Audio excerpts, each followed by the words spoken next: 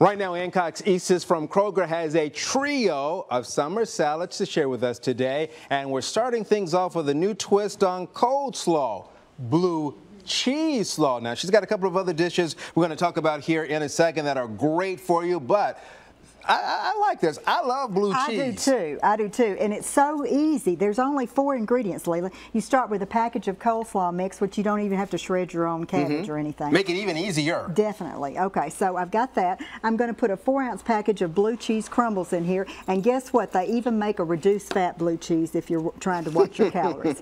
And a bunch of green onions, which turns out to be about a cup of chopped green onions. Okay. The whites and the greens as well. You mix all that together a little bit.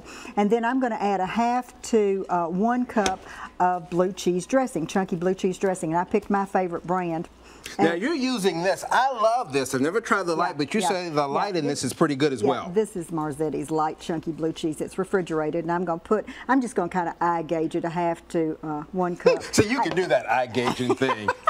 Well, I think I probably use about half of the jar, which is like 15 ounces. And you just stir it all up together.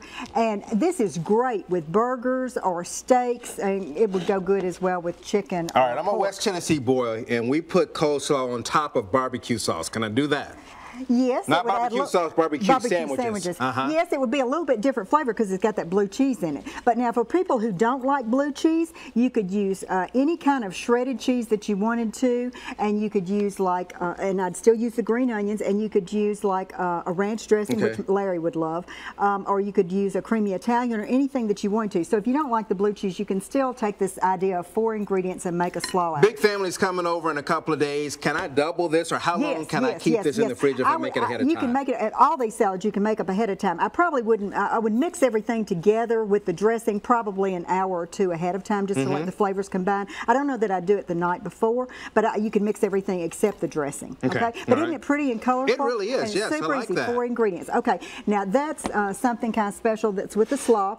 Then I did something kind of down home southern with this cornbread layered salad, and it's got cornbread crumbled up, and I use the Mexican cornbread as a basis, and I drained 2 cans of corn, 2 cans of pinto beans. I chopped up some tomatoes, bell peppers, green onions, and put some shredded cheddar. And then I made a ranch dressing with a cup of sour cream and a cup of mayo. And I used the reduced fat and a package of dressing mixed, and then sprinkled some crumbled bacon on top. So it's really good. That's one of my very favorite recipes of the summer. And bacon is all the rage right now. Oh, bacon on anything you cannot go wrong with. All right, so we've got this one, and so this is Southern Down Home. What's the other one? That's a little bit more upscale. I'm going to take that. I gave people choices this weekend for a party, and they picked that tortellini salad. It's a cheese tortellini, which I've cooked ahead of time, and you can make this ahead of time as well. It's got olives and tomatoes and green pepper and green onions and basil and any kind of dressing you want. I put creamy Italian on there. You could use zesty or Caesar or whatever you want. All right, they all look good. All 3 of Ann's recipes are online right now in the Talk of the Town section of NewsChannel5.com.